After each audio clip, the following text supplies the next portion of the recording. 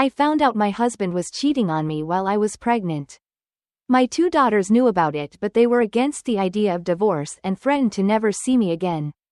When I first found out about his affairs, it felt like the ground had dropped out from under me. Everything I thought I knew about my life, about him, about our family, shattered in an instant. 2 affairs, not 1, but 2, and not just at any time. These happened while I was pregnant with each of our daughters. I could hardly wrap my mind around the cruelty of it. How he could betray me.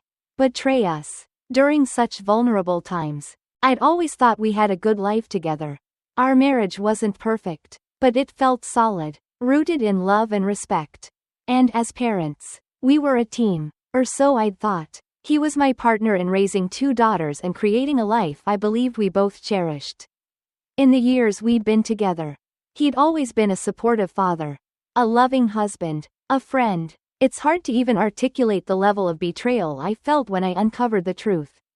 I couldn't believe he'd risked everything we'd built for something so fleeting and empty.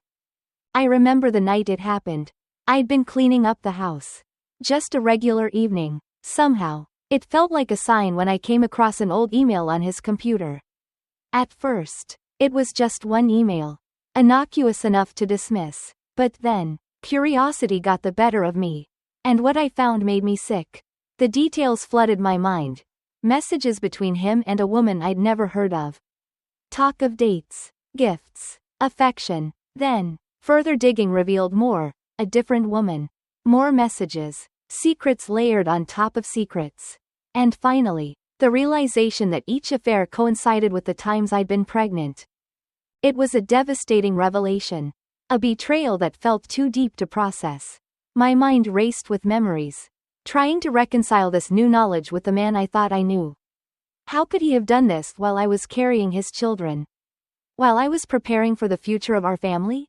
He had sat beside me, held my hand through ultrasounds, stayed up with me through sleepless nights. And all the while, he'd been lying to me. I tried to tell myself that maybe it didn't mean anything, that maybe these were mistakes he'd put behind him. But no matter how much I tried to rationalize or justify, I couldn't escape the feeling of betrayal. The utter lack of trust I now felt. I couldn't look at him without seeing the lies behind his eyes. Without feeling the weight of all those moments he'd pretended, carried on, as though our life was real, solid, unbreakable. From the outside, we still looked like the happy family we'd always been. Our daughters had no idea. They adored him. And he was still the devoted father they'd always known. To them, we were still a team. Still their stable foundation. And I loved him too, at least. The man I thought he was. But how was I supposed to continue on? To let him hold me, look at me, and know what he'd done? The walls started closing in on me. Every conversation felt hollow. Every family moment tinged with bitterness I couldn't hide. I tried to pretend, for our daughter's sake, that nothing had changed, but inside, everything felt wrong. The man I was married to, the man I had built my life with, had betrayed me in ways I couldn't reconcile. After a few weeks of living with the knowledge, I realized that I couldn't pretend anymore. I'd tried therapy, journaling, long talks with myself to try to regain some sense of normalcy.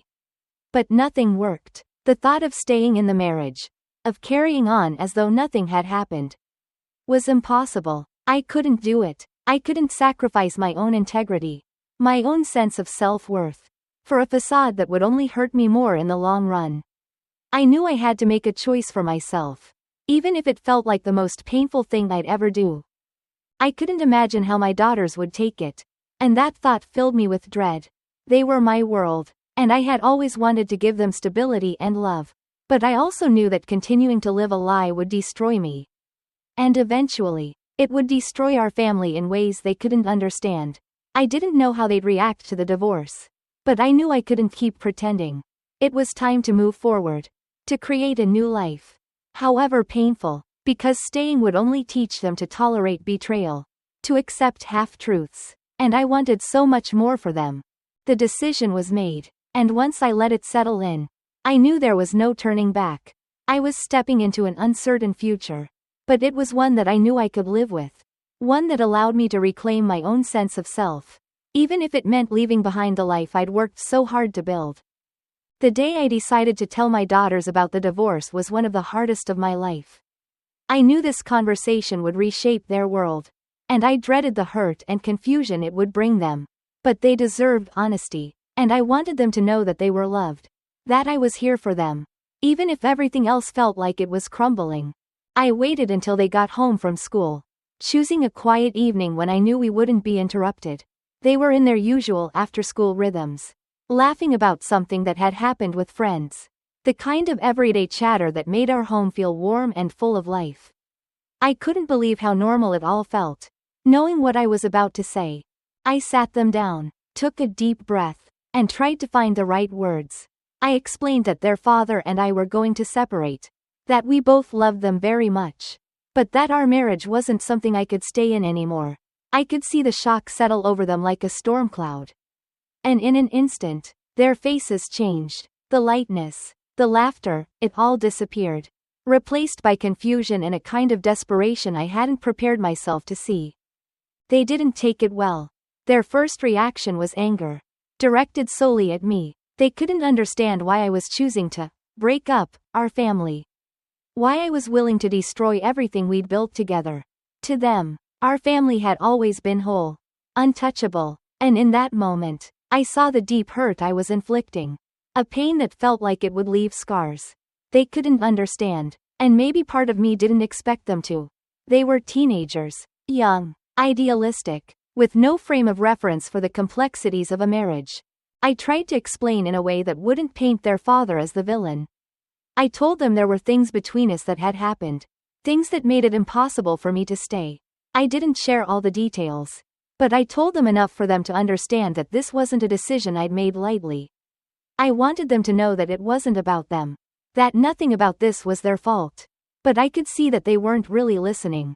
They heard only that I was choosing to leave. To dismantle the family they loved. They looked at me like I was a stranger. The closeness we'd shared, the mother-daughter bond that had once felt unbreakable, seemed to vanish in an instant. My younger daughter's eyes filled with tears. And my older daughter's face twisted in anger. She demanded to know why I couldn't just forgive and move on. To them, the betrayal was something that had happened so long ago. Something I should have let go of by now.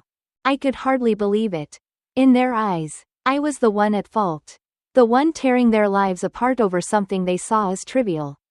A mistake long buried in the past. The reality of their perspective hit me hard. Like a blow to the chest. They didn't see the years I'd spent trying to hold the marriage together. The nights I'd stayed up, staring at the ceiling, wondering how to move forward. They didn't understand the years of trust that had been shattered or the toll it had taken on me. All they saw was a mother who was choosing to leave. Their anger soon turned to something sharper, colder. They told me that if I went through with this, if I chose to break up the family, they wouldn't forgive me. They said they would stay with their father. That they didn't need me if I couldn't be there for them. If I was going to destroy their world over something they thought should be easy to let go of. Hearing those words from my own daughters was shattering. I'd raised them with love, sacrificed so much to give them a happy home. And now they were turning their backs on me because I was trying to find my own path to healing. I felt like I was being forced to choose between my sanity and their love. And it tore me apart. But even in that moment, I knew that staying in the marriage for their sake would be worse. It would mean living a lie. One that would only fester and grow. And eventually, they'd see the cracks. They'd see the strain on my face. The hollow in my voice. The way I'd have to force myself to stay in a life that no longer felt like mine. And I didn't want to teach them that sacrificing yourself was the answer to every problem.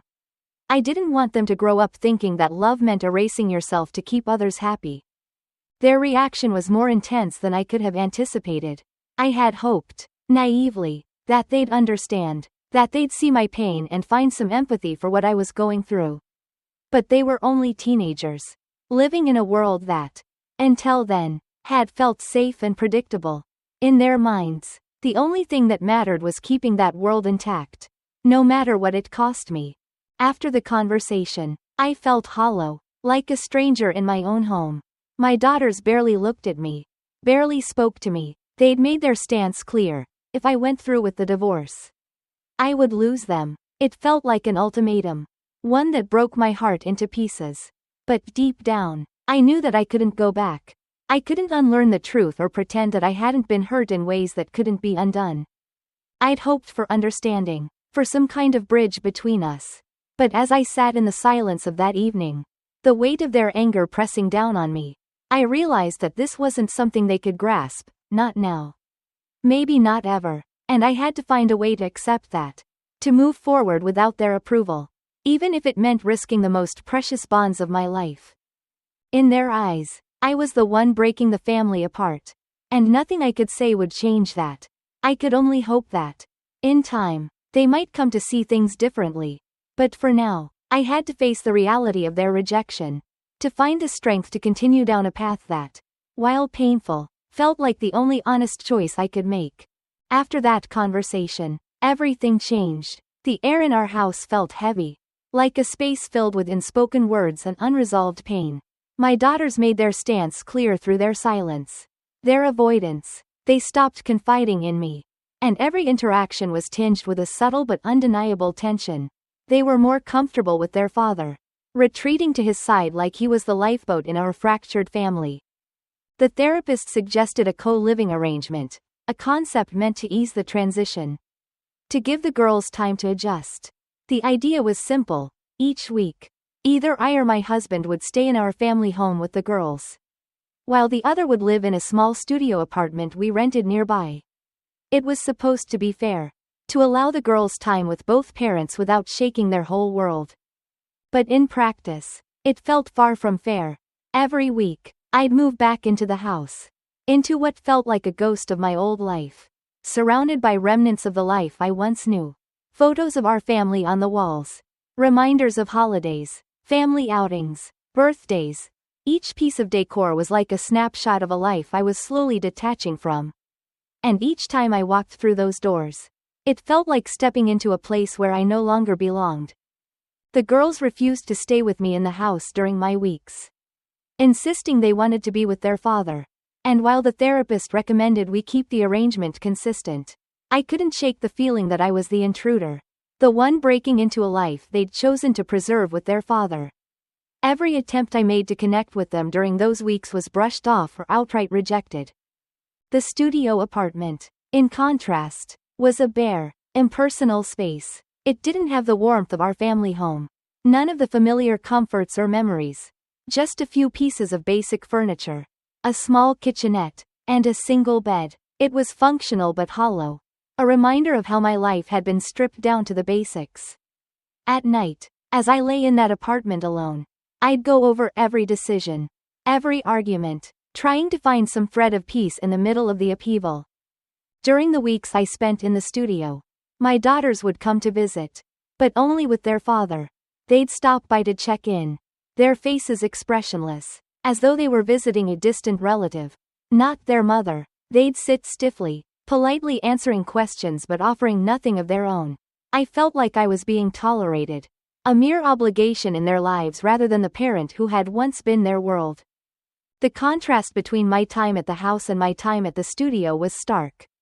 At home, I was a stranger, a ghost in my own life, watching as my daughters moved around me, avoiding eye contact, pretending as if I were barely there. In the studio, I was isolated, cut off from the routines and connections that had once defined my role as their mother. Each time I left the house for the studio, I wondered if they'd miss me.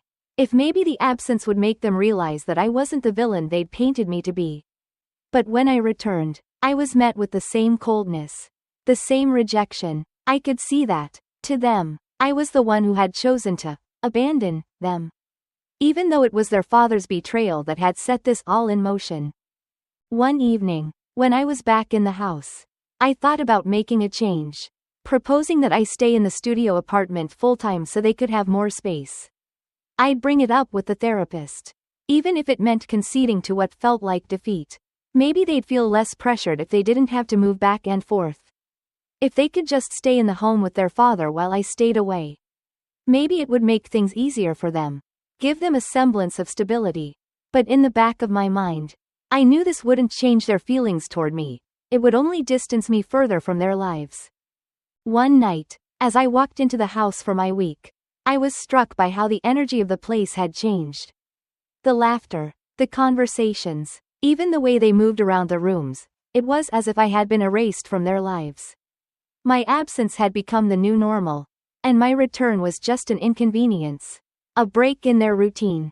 I could feel the resentment building in them, a steady, silent anger that came out in sharp glances and brief, clipped responses. I felt like an intruder, a person they tolerated but no longer welcomed.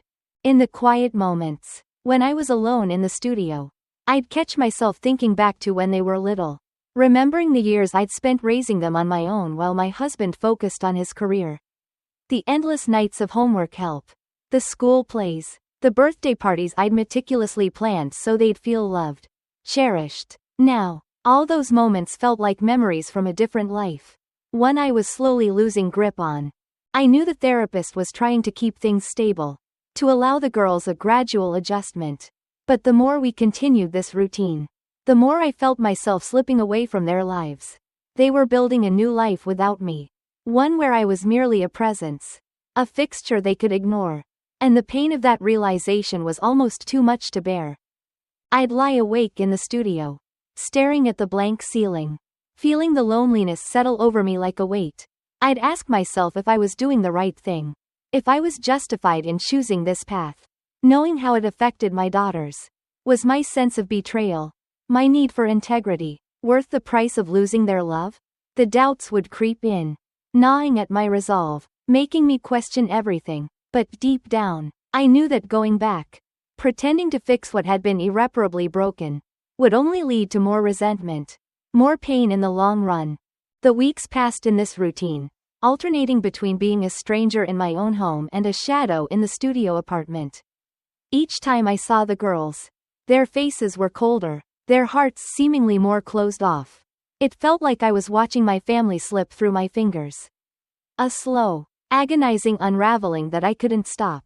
In those quiet, solitary nights, I knew that moving forward with the separation was the right decision for me. But the toll it was taking on my relationship with my daughters was more than I'd prepared myself for.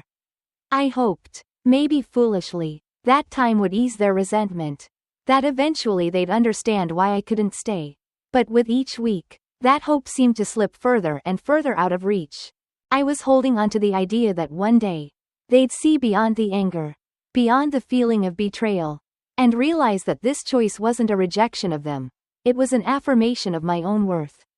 Until then, I'd keep going, keep honoring my truth, even if it meant facing the isolation of a life without their love. But in the quiet moments, I couldn't help but wonder if I was losing everything I'd ever cared about in the process. It's strange how the smallest moments can hurt the most. The little rejections, the avoidance, the clipped responses, the way my daughter's eyes seemed to skim over me as if I were invisible, cut deeper than I'd expected. I'd known this choice would be hard, that my daughters would be upset. But what I hadn't anticipated was this pervasive sense of rejection. Like I'd been cast out of the family without anyone having to say the words. They refused to spend time with me at the house during my weeks. They'd go out with friends or stay holed up in their rooms. Doors closed, conversations happening only in whispers that I was never part of. I could still hear the echoes of our laughter, the closeness we'd shared, but now those memories felt hollow, tainted by the distance that had grown between us. One evening, I cooked their favorite dinner, hoping maybe it would spark some connection. I remember setting the table, making it look as close to the family dinners we used to have as I could. When they came home, they took one look at the setup, muttered that they weren't hungry, and went straight to their rooms. I ate alone that night, every bite feeling like a reminder of the emptiness that now filled what was once our family home. I'd always been so close to them, their confidant, the one they'd run to with their troubles and triumphs. Now I was just someone they tolerated, an obligation rather than a mother they cherished. Their father was their safe haven, the parent who'd stayed, while I became the one who'd broken everything apart. And with every glance, every cold exchange, they made sure I knew where I stood. I started doubting myself, wondering if I was truly the villain they saw me as. They hadn't seen the years I'd spent holding myself together, the efforts I'd made to keep our family whole. They didn't know the hours I'd spent wrestling with my own pain. trying to find some way to forgive and move forward. But they'd never understand that. Not at their age. Not with the way their world had been turned upside down. They spoke about their father with a kind of reverence, painting him as the steadfast one, the parent who hadn't abandoned them. And each time they did, I'd bite my tongue, holding back the impulse to remind them of his betrayal, of the pain he'd caused. They didn't see him as the man who'd shattered our marriage. They saw him as the parent who stayed in the family home. The one they could rely on. It was a strange irony, that he was the one who'd broken our vows. Yet somehow, I was the one they saw as breaking the family. Every attempt to reach them was met with an invisible wall. They were polite, almost rehearsed, as if they were talking to a distant relative rather than their mother. When I tried to ask about their day, they'd give short, dismissive answers, eager to end the conversation. I felt like I was tiptoeing around my own children, afraid that any wrong word would push them further away. Their anger was quiet but powerful, like a cold wind that never left the room. There was no yelling, no accusations, it was all in the silence. The dismissive glances, the way they'd shut me out without a single word. It made me question everything, wondering if I was truly doing the right thing by holding firm in my decision to separate. I loved them more than anything in this world. But I also knew I couldn't stay in a marriage built on lies. No matter how much it hurt them. One weekend, I tried suggesting a family outing. I thought maybe we could have a picnic. Go for a hike like we used to. Do something that might remind them of the good times we'd shared. But they brushed it off, barely looking up from their phones.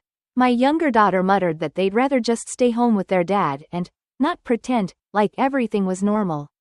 It stung, the way she'd dismissed me so casually. And I knew that no amount of effort on my part would bridge this gap they'd created between us. The distance between us grew wider with each week. They'd visit me at the studio occasionally, but only because they felt they had to. They'd sit stiffly, glancing at the clock, clearly counting down the minutes until they could leave. I'd try to ask about school, their friends, their plans, but each question was met with a one-word answer or a shrug. They were physically present, but their hearts and minds were somewhere else. Somewhere I couldn't reach. I'd lie awake at night, the silence of the studio apartment pressing down on me, wondering if they'd ever forgive me. I knew I hadn't done anything wrong in choosing to leave, but that didn't lessen the pain of their rejection. I wanted so desperately to explain myself, to make them see the years of sacrifice, the love I'd poured into them, the way I'd stayed in the marriage for so long just to give them stability. But in their eyes, all of that was erased.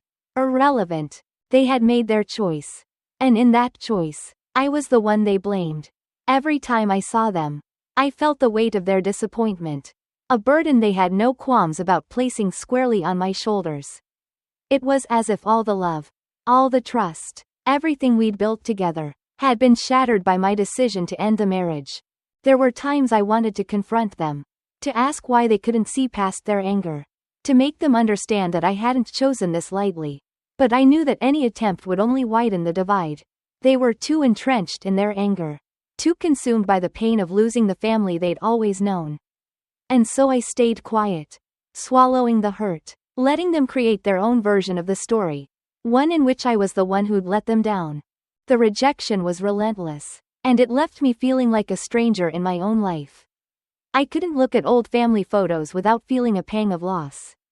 Couldn't remember our past without mourning the closeness we'd once shared. I was no longer the mother they'd run to with their secrets, their joys, their fears. I was just someone they tolerated, someone they saw as having chosen herself over them. In my darkest moments, I wondered if I'd lost them forever. I questioned if they'd ever see beyond their anger, if they'd ever come to understand the impossible choice I'd had to make. But I also knew that I couldn't go back, couldn't betray myself just to maintain an illusion of happiness. It was a lonely truth, one that left me feeling isolated and lost. All I could do was hope that someday, they'd come to see that I hadn't left them. I'd left a marriage that no longer felt real. A relationship that had been fractured beyond repair. And maybe, with time, they'd understand that my love for them had never wavered, even when they had turned away from me. Until then, I'd have to endure their silence, their coldness, and the overwhelming loneliness that came with being cast aside by the very people I loved most. In an effort to salvage something of our relationship, I turned to family therapy, hoping that a mediator might help my daughters and me find a way through the pain and silence. I wanted us to sit in the same room, to talk openly, to confront the rawness of the situation without letting anger and bitterness drown out what I truly wanted them to hear. I hoped that maybe, with guidance, we could at least begin to understand each other. But from the very first session, it was clear that this wouldn't be easy. My daughters came in with arms crossed, faces set, their expressions hardened by resentment. They sat on the far end of the couch, avoiding eye contact, only speaking to answer the therapist's questions with brief, clipped responses. I was painfully aware of the divide between us, the invisible wall they'd erected. Each time I tried to bridge it, I felt like I was failing. The therapist asked each of us to share how we were feeling, hoping to build some empathy in the room. I started, choosing my words carefully, trying to express how painful this decision had been for me, how I'd wrestled with it for months before finally choosing to leave. I told them that I was still the same mother who had loved and cared for them all their lives. That my decision didn't change that. But as I spoke, I saw my words hit a wall of silence. They listened, but their faces remained unmoved, their eyes fixed on the floor. When it was their turn, their responses cut me to the core. They said they felt I was selfish for putting my own needs over the family, that I'd given up on us, that I was willing to destroy their lives over something that happened so long ago. They made it clear they saw no justification for my choice, that they thought I was punishing their father and, by extension, them. My older daughter's words were especially pointed. She said I should have been willing to forgive and forget, for the sake of the family. That my inability to do so only proved I was weak, too self-centered to be the mother they'd once looked up to. I was taken aback by the intensity of her anger, the way she framed my pain as a flaw, something to be dismissed or ignored. The therapist intervened, gently reminding them that people process betrayal differently and that I was only human. But their faces remained stony, resistant to any explanation or attempt to soften the blow. They didn't see my decision as one made out of necessity or survival. They saw it as a betrayal of everything they'd ever known. And in that room, I realized that they were holding onto their idealized version of our family with an iron grip, unwilling to let reality seep in and destroy their perception of a perfect home. Session after session, I found myself at a loss. No matter how much I explained or tried to help them understand, they only grew more distant, more critical. Their father's betrayal had faded in their minds as something small, forgivable, whereas my decision to leave had become the real offense, the ultimate betrayal. It didn't matter how many times I tried to redirect the narrative or explain that the pain he'd caused me was profound and lasting. They had decided who was to blame, and nothing I said could sway them. In one session, the therapist tried to encourage my daughters to view the situation with empathy, to imagine what it must have felt like for me to learn about the affairs after so many years of loyalty and sacrifice. But they brushed it off, saying that everyone makes mistakes, and that if I'd truly loved them, I would have chosen to move past it.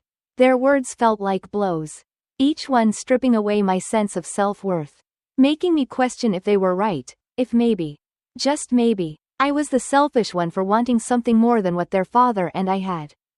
Leaving therapy sessions became an ordeal in itself. I'd drive back to the studio, emotionally drained, wondering if any of this effort was worth it. I began to dread each appointment, knowing that instead of finding healing, I'd be met with accusations and resistance. It felt like I was walking into a courtroom each time, with my daughters acting as judge and jury, ready to hand down their verdict. And every session, I left feeling more isolated, more misunderstood, and more uncertain about my role in their lives. One afternoon, the therapist suggested that we take a break from the sessions to give everyone time to process. She could see the toll it was taking, the way each session seemed to deepen the divide rather than bridge it. And while I knew she was right, I couldn't shake the guilt, the feeling that by pausing therapy, I was giving up on any chance of repairing our relationship. After the sessions stopped, the silence between us grew colder. They'd pass me in the house without a word, barely looking at me, and the distance felt like a wound that refused to heal. The therapy had done nothing to soften their anger, and I feared it had only hardened their resolve. They continued to view me as the problem, the one who was disrupting their lives, breaking up their family over what they called ancient history. Each day became a reminder of the separation between us. I watched as they laughed with their father, shared inside jokes, and leaned on him in a way they no longer did with me. They didn't see his betrayal, they only saw mine. And that realization felt like a weight pressing down on my chest. A reminder that no matter how much I loved them, no matter how hard I tried to explain, they'd already made up their minds. As the weeks went on, I grappled with the reality that this might not change, that they might never understand why I'd made this choice. I tried to remind myself that they were young, that their perspectives would evolve as they grew older, that one day, they might see things differently. But it was a fragile hope, one that felt like grasping at smoke in the face of their hardened anger. The decision to end therapy felt like a turning point, a quiet acceptance that perhaps there were no words, no explanations that could heal this rift. I'd held out hope that family therapy could be our bridge, that it could restore some part of our connection. But now, that hope felt distant, almost foolish. So I made a choice. I chose to stop seeking their approval, to let go of the need for them to understand. I'd always wanted to be the mother they could count on, the one they respected and loved. But maybe, in trying to hold on to that, I'd only been deepening my own wounds. Perhaps the best thing I could do, for myself and for them, was to step back, to let the anger run its course, even if it meant letting go of my hope for reconciliation. As painful as it was, I began to accept that my daughters were on their own journeys, that they needed time to process, to grieve, to find their way, and maybe, just maybe, one day they'd come to understand why I'd chosen to walk away. Until then, I'd have to find my own strength, my own path, knowing that even if I couldn't be the mother they wanted, I was still the mother I needed to be. After the strain of therapy and the constant rejection, I found myself scrambling for new ways to bridge the gap with my daughters. The walls between us were higher than ever, and my heart ached every time I saw them with their father, effortlessly laughing, sharing their lives, while I became a shadow, barely acknowledged. I knew I needed to find another approach, something that would allow them to feel comfortable without my presence feeling forced upon them. One idea that kept returning to me was letting go of my weeks in the family home altogether, leaving it to them and my ex while I stayed permanently in the studio apartment. Maybe having more space to themselves, not needing to adjust to my presence every other week, would take some of the pressure off. It felt like admitting defeat, yet part of me thought it might make things easier for everyone. I brought it up in therapy, hoping for some guidance, some insight. The therapist recommended against any sudden changes, suggesting that consistency was still important, even in a fractured family like ours. Still, I couldn't shake the feeling that perhaps this was the only real option I had left. It wasn't just about making it easier for them, it was about maintaining a sense of peace for myself. Each time I entered that house, I felt like I was walking into a room where I was no longer welcome. The memories of us as a family lingered in every corner, reminding me of the closeness we'd once shared, now lost. But then I hesitated. Would removing myself further from their lives only deepen the divide? Would they see it as yet another abandonment? Another choice to distance myself from them? I was desperate not to make things worse. But every potential solution seemed to come with its own set of consequences. In those weeks at the studio, I tried to find other ways to reach out. I would text them occasionally. Just simple messages. Hope your test goes well. Or, thinking of you. Love you both. Most of the time, I'd get short, polite responses. Thanks. You too. It was a painful reminder that they'd locked themselves behind walls that I couldn't break through with a few words on a screen. One day, in a rare quiet moment with my younger daughter, I tried suggesting a mother-daughter outing. Something small, something to show that I still wanted to be a part of their lives.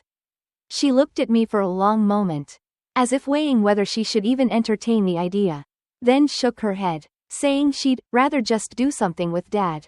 The words cut, sharper than I could have prepared for. Even the smallest attempts at reconnecting were brushed off. And it left me wondering if I was holding onto a relationship that was slipping further and further out of reach. I even considered leaning on their father for help, asking if he might encourage them to spend some time with me, to give me a chance to explain, to rebuild something. But I quickly dismissed the idea. He was still the man who'd betrayed me. And despite our mutual role as parents, I couldn't bring myself to ask him for support. I wanted to handle this on my own terms, to show my daughters that my love for them didn't rely on anyone else's influence. On some level, I understood that they were clinging to him as a way of holding onto stability, trying to keep something of their lives intact. To them, he represented the unchanged parent, the one who hadn't walked away. But I couldn't bear the thought of them growing up believing that I had willingly removed myself from their lives, that I had chosen a path that led me away from them, rather than toward any real healing. There were nights in the studio where I would just sit, staring at the wall, feeling the ache of separation. It was as if they were drifting further out to sea, and I was stuck on the shore, watching helplessly as they disappeared from view. I missed the small moments, the ones I'd once taken for granted, chatting about their day, watching movies together, the easy laughter we'd shared. Now, all of that was gone, replaced by an emptiness I couldn't fill, no matter how hard I tried. One evening, I found myself at the family home, standing outside their bedroom doors, hoping they might let me in. I tapped softly, listening for any sound, any indication that they wanted to talk, to bridge the distance, if only for a moment. But the silence was overwhelming, and I felt like a stranger, standing on the edge of a world I'd once belonged to. Finally, I reached a point where I had to make a decision, not for them, but for myself. I chose to stop forcing it, to let go of the idea that I could fix everything through sheer willpower or constant effort. My love for them hadn't changed, but I realized that my desperation to reconnect was only pushing them further away. They needed time, space, perhaps even distance, to understand that my choice to end the marriage wasn't a rejection of them. It was a painful acceptance, one that left me feeling hollow, yet oddly at peace. I began to focus on myself, finding small ways to fill the void left by their absence. I started reading again, cooking meals I enjoyed, even decorating the studio with small touches that made it feel more like home. For the first time in a long time, I allowed myself to focus on my own needs, my own sense of fulfillment. I continued to send them occasional messages, reminding them that I was here, that I loved them, but I stopped expecting replies, stopped waiting by the phone, hoping for some breakthrough. Instead, I made peace with the fact that sometimes, love meant stepping back, allowing them the freedom to feel whatever they needed to feel, without trying to control the outcome.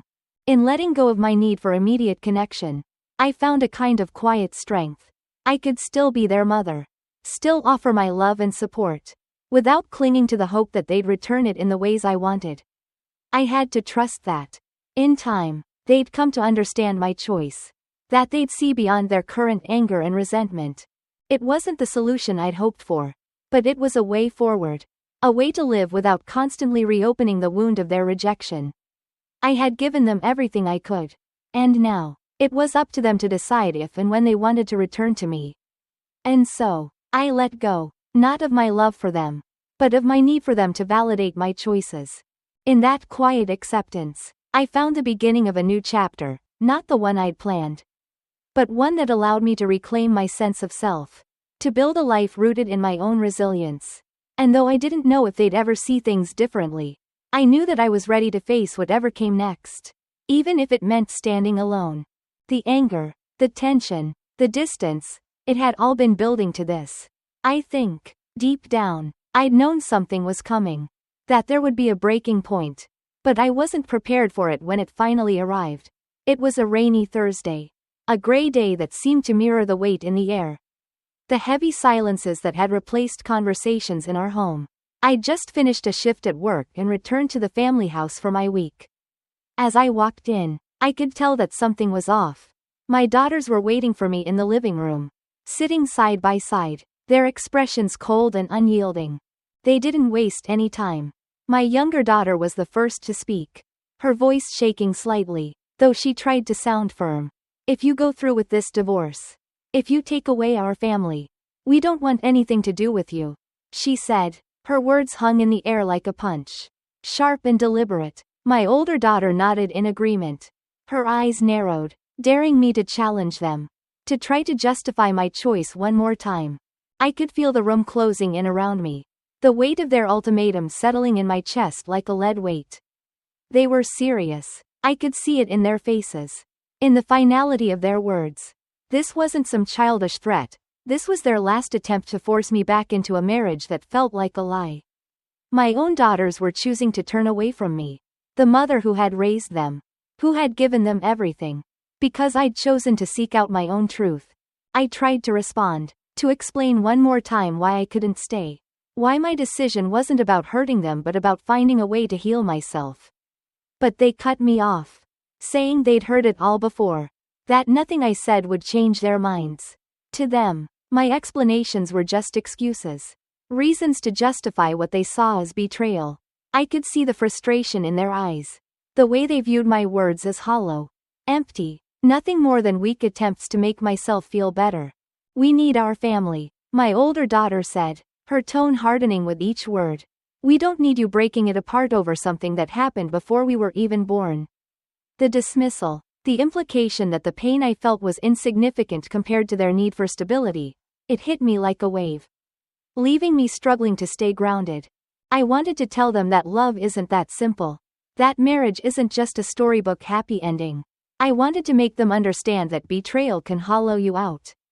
Leaving scars that time alone can't heal. But they weren't ready to hear that. They were still children in many ways. Clinging to the idea of a perfect family. Unwilling to see the cracks beneath the surface. Their ultimatum was clear. Stay. Or lose them forever. They were choosing to keep the family whole at any cost. Even if it meant sacrificing my happiness. My peace of mind. And for a moment, I felt myself waver. Wondering if maybe they were right. If perhaps I could bury my own needs for the sake of their love. Maybe I could pretend. Force myself to believe in a life that no longer felt real. But deep down, I knew that I couldn't. I had spent too many years in silence. Too many nights wrestling with a truth I couldn't ignore. Standing there, facing my daughters, I realized that this was their way of trying to take control. To find some stability in the midst of chaos. They wanted me to choose them. To choose the family they believed in. Over the pain I carried. But I knew that staying in the marriage wouldn't give them the stability they craved. It would only create a facade. A life built on compromise and quiet resentment. As their words settled over me, I felt a strange sense of clarity. I loved them more than anything. But I couldn't betray myself, not even for them. I had given them everything I could as a mother. And now, I had to give myself a chance to live a life that felt honest. I knew the road ahead would be painful. That I might lose their love. At least for now. But I couldn't give in to an ultimatum that would destroy me. So, I took a deep breath, steadying myself, and told them as gently as I could that I understood their feelings. That I respected their choice. But that I couldn't change mine. I told them that my love for them had never wavered. That my decision wasn't a rejection of them but a step toward my own healing. But they were unmoved, their expressions growing colder, as if they were steeling themselves for the inevitable. When I finished, there was only silence. They looked at me like I was a stranger. Someone they'd never known. And in that moment, I felt the full weight of what this choice would mean, losing the closeness. The laughter, the bond we'd shared. It was a grief unlike any I'd ever known. A hollow ache that seemed to echo through my entire being. They left the room without another word. Retreating to their bedrooms, leaving me standing alone in the silence of our once warm home. The reality of their rejection. The possibility that they might follow through on their ultimatum. Settled over me like a final blow. It was a loss I hadn't fully prepared for. A wound that felt as fresh as the betrayal I'd once felt from their father. As I sat down in the empty living room, I realized that I was, for the first time in my life, truly alone. The family I'd built, the life I'd poured my heart into, was gone, replaced by the bitter knowledge that my daughters might never forgive me for choosing myself. And yet, somewhere beneath the pain, I felt a small flicker of strength.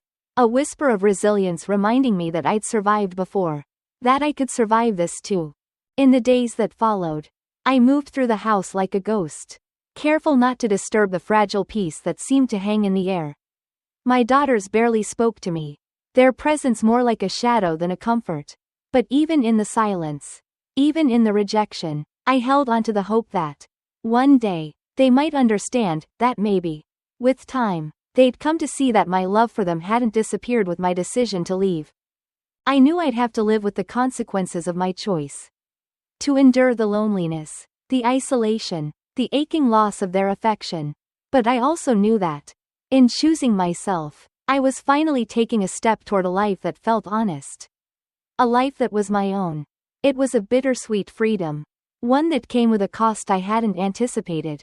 But I held onto it, clinging to the small spark of hope that maybe, one day, my daughters would see beyond their anger. That they'd come to understand the strength it took to walk away from a life that no longer served me. For now, all I could do was wait. To let the pain settle. And to trust that, somehow, we'd find our way back to each other. Even if it took years. Until then, I'd carry on, holding on to the knowledge that I was strong enough to face this. Even in the face of their ultimatum. Even in the silence that now filled the space between us. After my daughters issued their ultimatum, I felt like I was standing on the edge of a cliff, staring into a future that was completely uncertain.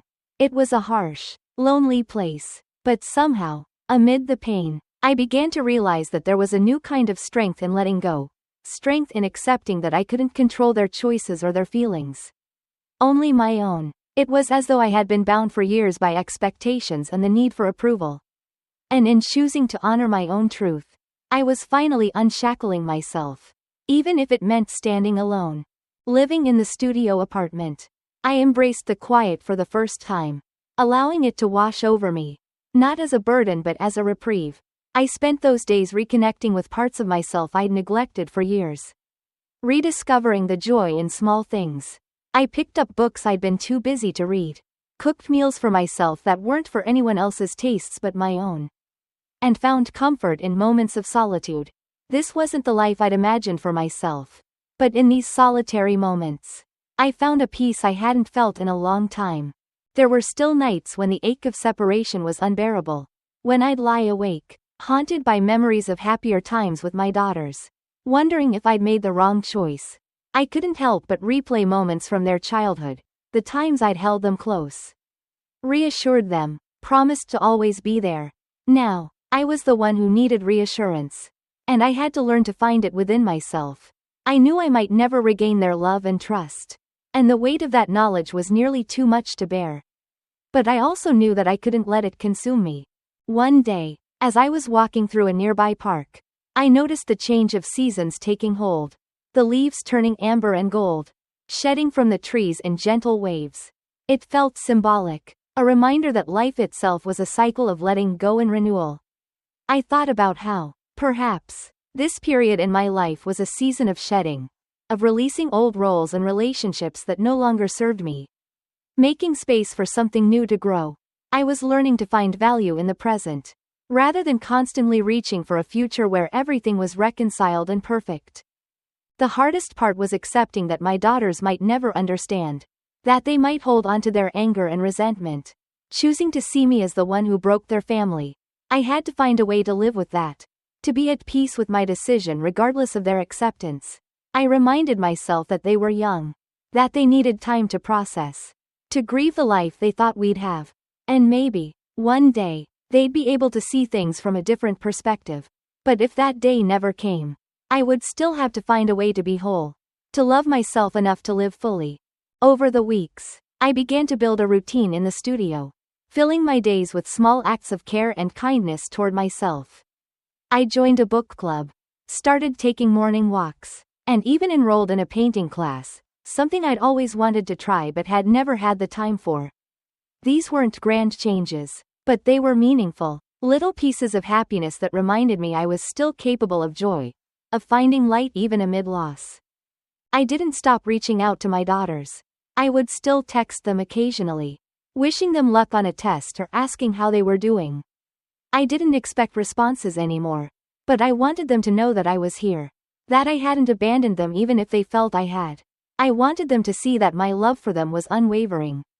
Even if they couldn't return it right now, I hoped that, someday, they might look back and see that I'd been there all along. Steady and patient, waiting for them to find their own way back. With each passing day, I felt the weight of their rejection grow lighter. Not because the pain was gone, but because I was learning to carry it differently. I was discovering a resilience I hadn't known I possessed. A strength that came from within, untethered from their approval or forgiveness. I was learning to stand on my own, to be enough for myself. There were days, of course, when doubt crept in, when I'd find myself questioning everything. In those moments, I'd go back to the core of my decision, reminding myself of the years I'd spent trying to make a broken marriage work, of the countless times I'd silenced my own needs for the sake of peace. I'd remember that my choice to leave wasn't just about ending a marriage, it was about reclaiming my life. My sense of self, something I hadn't truly honored in years. This decision, painful as it was an act of self-love, one that I hoped my daughters might understand one day. I knew that the path forward wouldn't be easy, that there would be many more lonely nights, moments when the silence felt overwhelming. But I was learning to trust in the process, to believe that healing wasn't about erasing the pain but finding a way to carry it with grace. I was finding strength not in the absence of hardship, but in my ability to move forward despite it.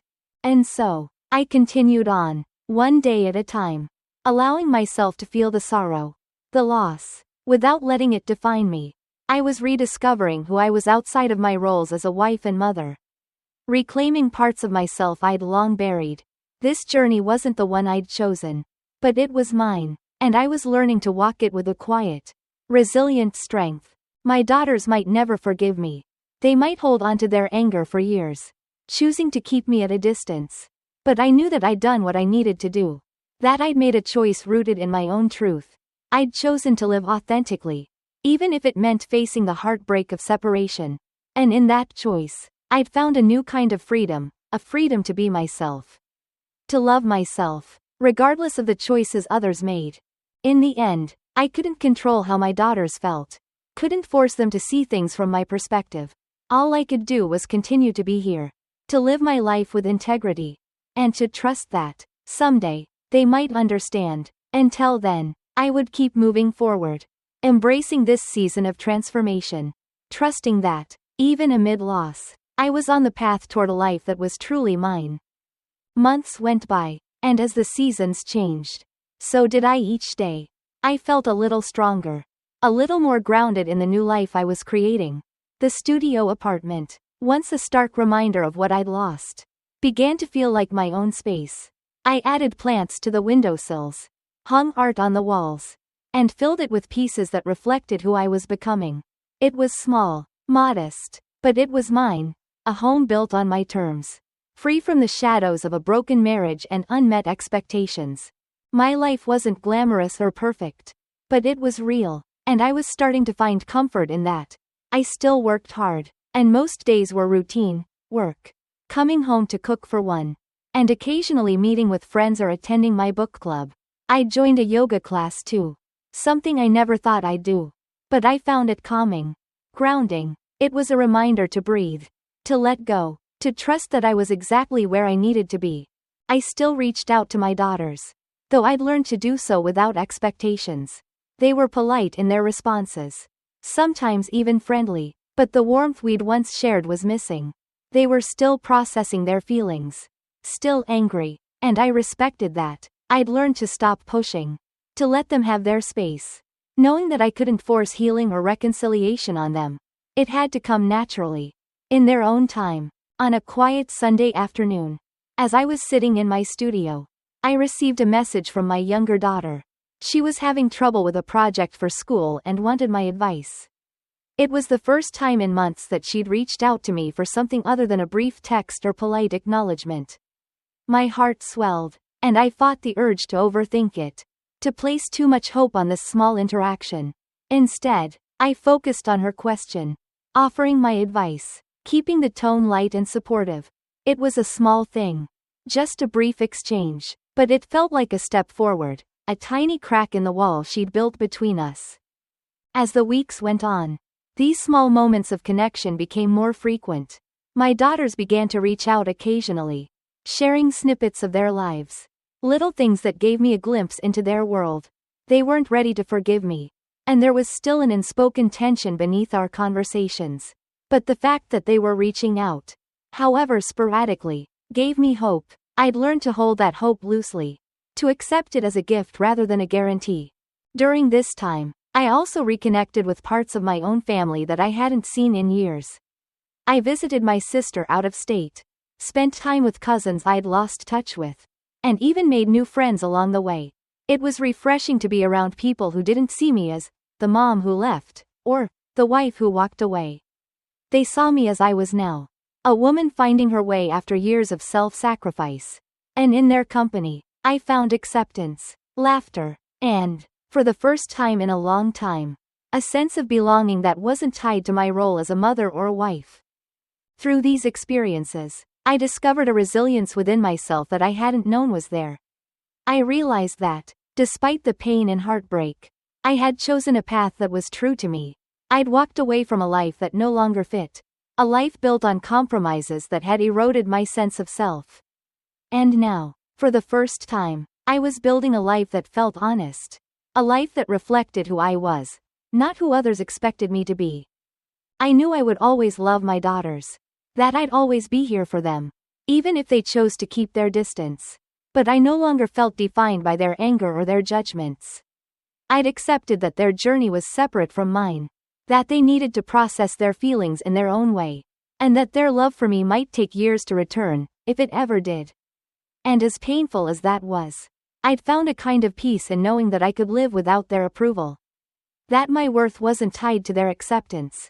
On a cool autumn morning, I stood by the window of my studio, watching the leaves fall. It struck me how beautiful it was. This cycle of shedding, of letting go to make space for something new. I thought of the woman I'd been a year ago, afraid, desperate for validation, clinging to a life that no longer served her. And then I looked at who I was now, standing strong in her truth, unafraid of the silence, content in her own company. I had been through a storm, but I'd emerged on the other side, scarred yet stronger, broken yet whole. I no longer saw myself as a victim of circumstances or a casualty of love gone wrong. Instead, I saw myself as a survivor, a woman who had chosen to honor her own heart, even when it meant facing loneliness, rejection, and loss. I'd learned to carry my own burdens, to find strength in solitude, and to embrace the uncertainty of a future built on my own terms. As I looked out at the world, I realized that I wasn't waiting for anyone's forgiveness or acceptance. I wasn't waiting for my daughters to see my side or for my ex to acknowledge his mistakes. I wasn't waiting for validation or approval. I was simply living, moving forward, creating a life that was mine and mine alone. I had no way of knowing if my daughters would come around, if they'd ever forgive me for the choice I'd made. But I knew that, regardless of their decision, I was going to be okay. I'd found my way through the darkness, discovered a light within myself that no one else could extinguish. In embracing the path of self-respect, I'd found the courage to stand alone. And in doing so, I'd come to understand that true strength isn't found in the approval of others, it's found in the quiet, unwavering love we offer ourselves, even when the world around us falls apart. As winter settled in, the weight of the past year began to feel like a memory rather than a wound. The bitterness, the heartbreak, and the loss I'd felt, though still present, were softer now, their edges blunted by time. I'd found a new normal, a life that wasn't built around the approval of my family or the expectations I'd once held for myself. In the quiet moments, when I'd wake up to the morning light filtering through my studio windows, I felt a sense of peace that was once unimaginable. I'd come to terms with the reality that my life would never be what it once was. But I was learning to be okay with that. I no longer needed to cling to the image of the perfect family or the dream of reconciling with my daughters on their terms. I'd done everything I could to show them my love. And now, I had to let them find their own path, just as I had found mine. Around this time, my daughters reached out more often, not with dramatic changes of heart or apologies, but with small, tentative steps toward connection. They'd send a photo of something funny they'd seen, or a quick text about a new friend or a class they were excited about.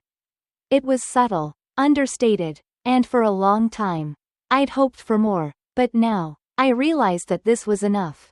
It was their way of saying, "We're here, we still want you in our lives." And for the first time, that was enough for me.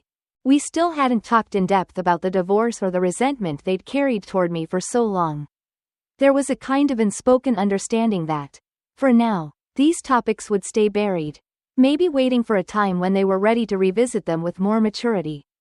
I had learned to let go of the need to explain myself, to justify my choices, because I knew they wouldn't understand until they'd had their own experiences, their own struggles, to teach them the complexities of life and love. In the meantime, I focused on what I could control, my own happiness, my own growth. I continued with my new hobbies, adding little pieces to my life that felt fulfilling and real. I painted more, finally filling my studio walls with art I'd created myself. It felt symbolic somehow, reclaiming those blank spaces, turning them into something beautiful, something uniquely mine. I even adopted a small dog, a scrappy little rescue who had as many scars as I did, but who loved fiercely, unabashedly. In a way, he was the companion I hadn't known I needed, loyal, uncomplicated, and a constant reminder of the resilience we both shared. There were still difficult days, of course. Holidays especially brought back the memories of family gatherings, the closeness I once felt, the laughter that now seemed so distant. But I learned to create new traditions for myself, to mark these occasions in ways that felt meaningful to me. I'd cook a small meal, light a candle, and raise a glass to the life I was building, celebrating not just survival, but growth. Each small act was a reminder of how far I'd come, of the strength I'd discovered within myself. One evening, as I sat in the quiet of my studio, my younger daughter called unexpectedly. Her voice was hesitant, softer than I'd heard it in years, and for a moment, I felt the familiar ache, the longing to bridge the distance between us. She told me she'd been thinking about things, that she was starting to understand, in her own way, why I'd made the choices I had.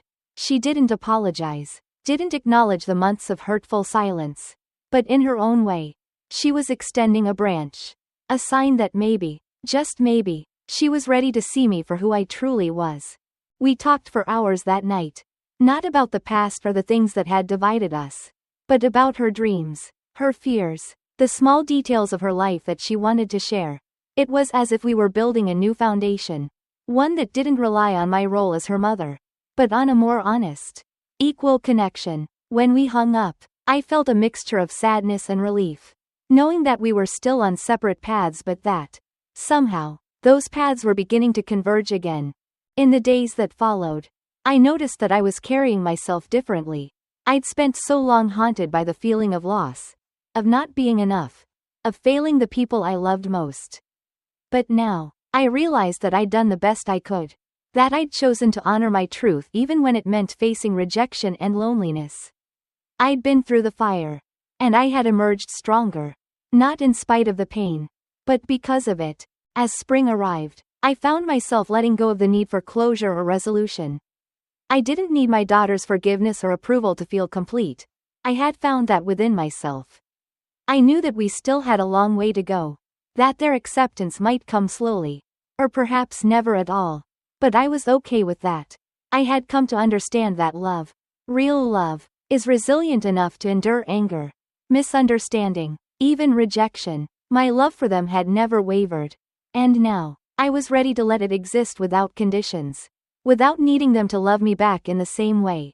One afternoon, as I was walking in the park with my dog, watching the new blossoms on the trees, I realized that I was at peace. The future was uncertain, and my family might never look the way I'd once dreamed it would. But that was okay. I had found a life that felt honest, a life rooted in resilience, self-respect, and quiet joy. I'd learned to love myself deeply, fiercely, without apology, and in that love, I had found a freedom I'd never known. I didn't know what lay ahead for my daughters and me, but I trusted that whatever happened, I would be ready. I'd let go of the need to control or fix, choosing instead to let life unfold, to let love find its way, in whatever form it chose.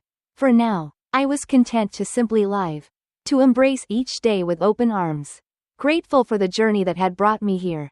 To this place of quiet strength and unwavering self-love. And as I stood there, surrounded by the beauty of a new season, I knew that I was exactly where I was meant to be. I was whole, I was free, and I was finally, truly, at peace.